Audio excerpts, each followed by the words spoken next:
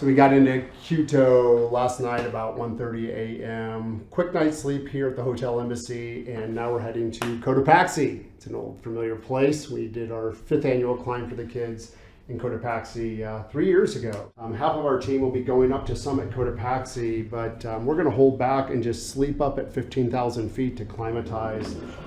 Yeah. We came on Wednesday, and we just wanted to get our bodies ready a little bit. So we actually did this 15,000 foot peak of volcano twice in the past 2 days. 6 miles each day. Now going off to Cotopaxi, trying to get ready. We started climbing mountains over 8 years ago as part of our Climb for the Kids initiative, and had no idea what we were doing, but we were on a mission to raise dollars and awareness for children battling cancer. 3 years ago, I traveled down to Ecuador with a small team, and we successfully summited Cotopaxi, the second tallest mountain in Ecuador. The day that they summited Cotopaxi was the day of Alex's funeral. Cars flooded Washington, Missouri today, from Chevrolets to Lamborghinis. You could see them for miles. All in an effort to grant a final wish for a 14-year-old boy who died of cancer. We're raising money for kids just like Alec that are battling cancer. We wanted to get back down there. We had summited the second tallest mountain. It was time to go after the tallest mountain at Chimborazo. A lot of this valley probably was ours.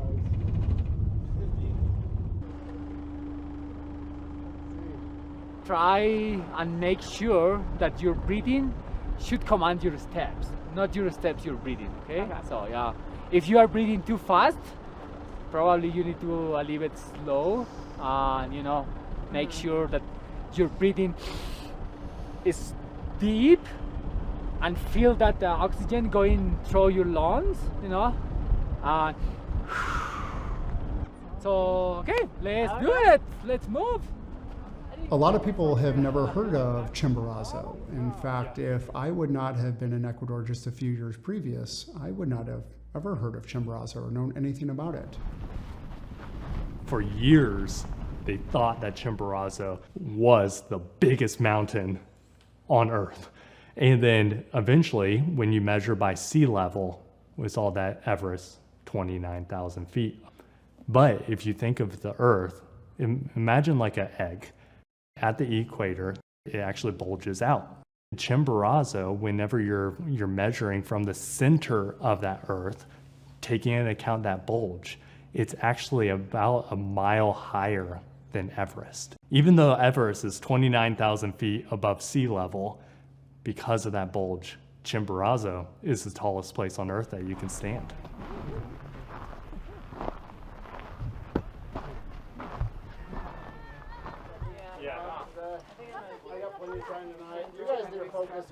I was very glad that we did Cotopaxi ahead of time because it was a good reminder or a good realization of how difficult it was going to be and how much mental discipline it was going to take to get up Chimborazo. It's not an overly technical climb, but still that air is incredibly thin. Every day we got a little bit higher and a little bit higher in elevation just to get our bodies ready for that thin air. So after we climbed Cotopaxi, we had a few different emotions. One emotion was, that was incredibly difficult and we're gonna go higher. But the other emotion was, oh, well, we only have to go 1,000 feet higher, so maybe this is gonna be doable. And so when we asked the guide, it's kind of like Cotopaxi was, right? The guide said that Chimborazo was going to be significantly harder, and that was a little unnerving. All right. It's going to be very difficult to get up. Like it felt like our endurance and everything was pretty good, but just the altitude was challenging, and thank goodness Peter and William kind of were patient and helped us get to the top. How does it make you feel about Chimborazo? You want the truthful answer? Mm-hmm. The truthful answer is it makes me nervous.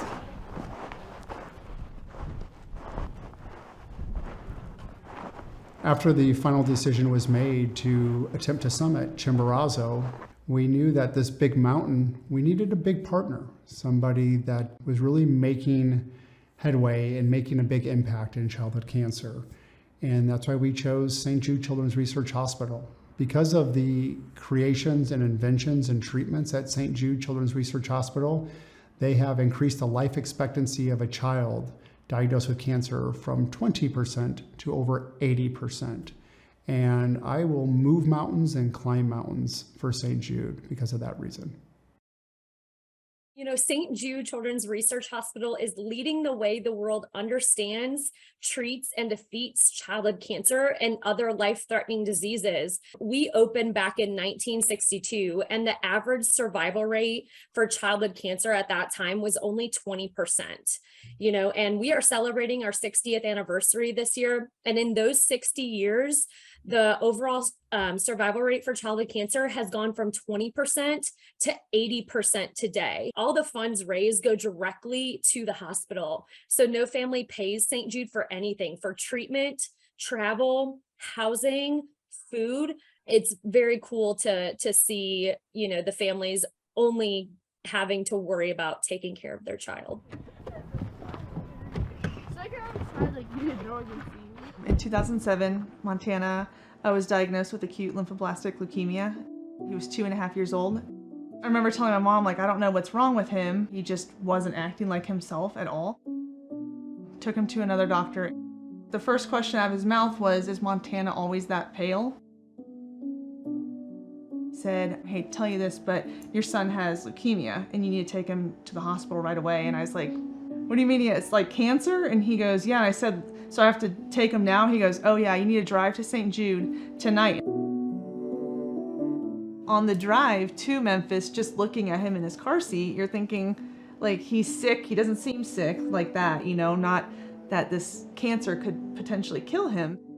As you're going there, you walk through the doors and there's colorful pictures and wagons, and you just think, okay, well, we're gonna fight this now. Within 24 hours, you could see a 180-degree turnaround just in his attitude alone. They were shocked that he even walked through the door. And I didn't know much about St. Jude, to be quite honest. I mean, we didn't know at that time that they covered everything. I mean, we didn't know anything. It was just, the last thing on your mind is how am I going to cover these bills, because your kid's life is first, so you don't care what it's going to cost. But then they're like, oh, well, we'll fly you back here and we cover your medical bills. From the minute you get there, I mean, you literally don't have to think about a bill, which is amazing because, I mean, some of these treatments are $16,000, $17,000, $20,000 for one treatment. There isn't a single spectrum of it that's not covered. When we got there, they said that when they started doing it, the survival rate for that particular leukemia was 4%. And then when we were there for Montana, I think they said it was 96% survivability rate. Technically, they declared him within remission within about 3 months of being there. Yeah, they said he was responding very well. We were just praying for the best outcome for him. Having had Montana go to St. Jude, and after everything we've been through as far as treatments and traveling and all of his experiences and stuff, we're just super thankful and super blessed that we were able to experience St. Jude and meet the doctors and the medical team, and it's just been an amazing place. And if we hadn't gone there, who knows what would have happened too, you know, so we do owe a lot to them. Yeah. He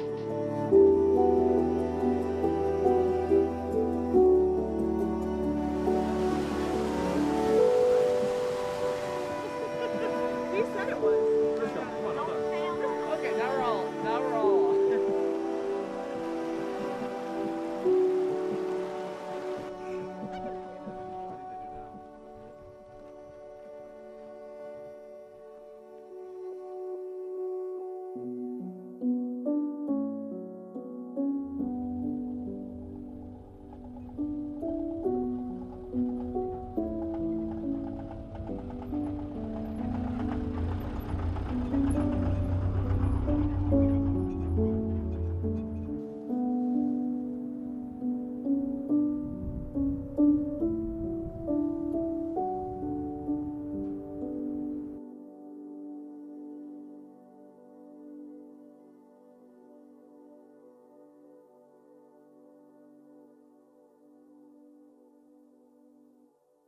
Talking to Keith on the way down about his summit of Cotopaxi, when it got tough, he just thought about the kids. Yeah, absolutely. Thought about the kids and why we're out here. And when you start thinking about that, you quickly stop thinking about how your legs feel. Poor me. I think about what they go through in treatments. And my buddy Alec Ingram spent about 3 years of his life in hospitals before he lost his battle. And some kids, they never had that opportunity. These 5, 6-year-olds have been in the hospital for most of their 3, 4 years, and it's tough. That's why that we are here. Definitely, like like we were talking about, right? Like just your main work is to think, do step by step, and focus on that. And if you are feeling like you need to, slow down because your breathing is uncomfortable, and just slow down and keep moving. Keep moving. One step up will be making us higher and higher each time. Just want you all to think about the reason why we are climbing today, why we put in all the work, the kids at St. Jude, the money that we're raising. When you get back home, just make sure you take the time. We've got to thank everybody that's donated, of course, to this climb.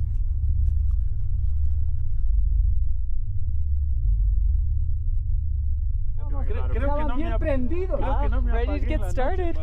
Staying here looking at it's not making the trek up any shorter. Let's get going. The struggles going up a mountain like this, you go 12, 14 hours up.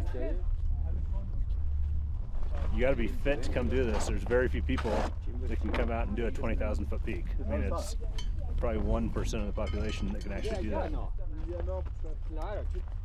You got to have good guides to, have a successful summit for sure. It's gonna be really hard, but looking forward to it. And yeah, it's nothing compared to what these kids go through.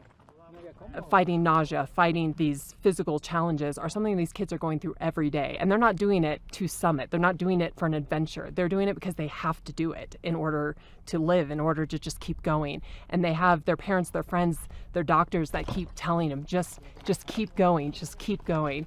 All I have to do is be a little nauseous and keep putting one foot in front of the other. I can do that. We're just going to keep climbing and support these kids.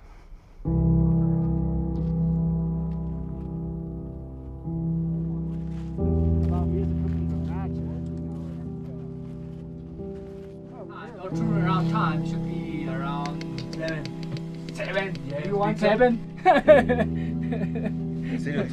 Yeah, it's depending how far still we are from the summit as well.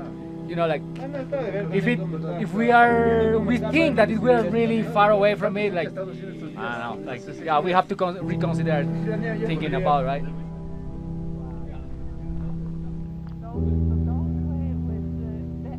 I can't believe you can see the trail just going I on know. there. Oh my goodness.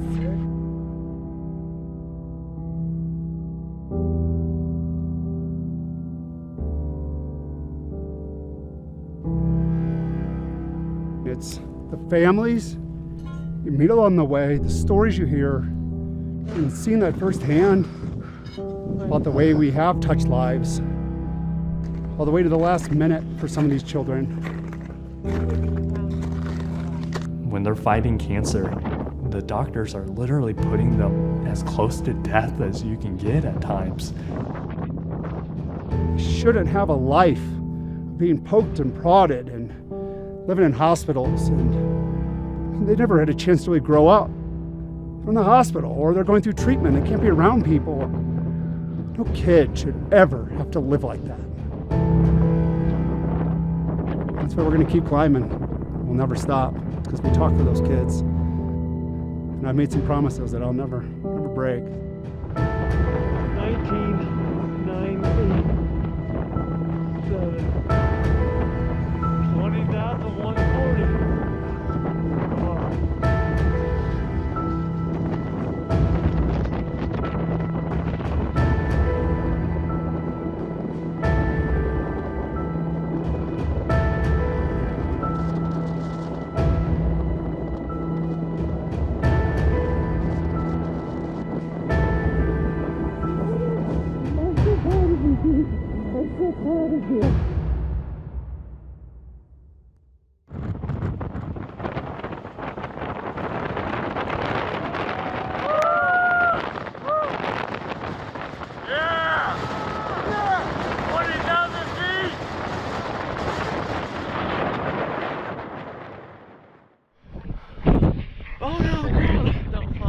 Yeah, try not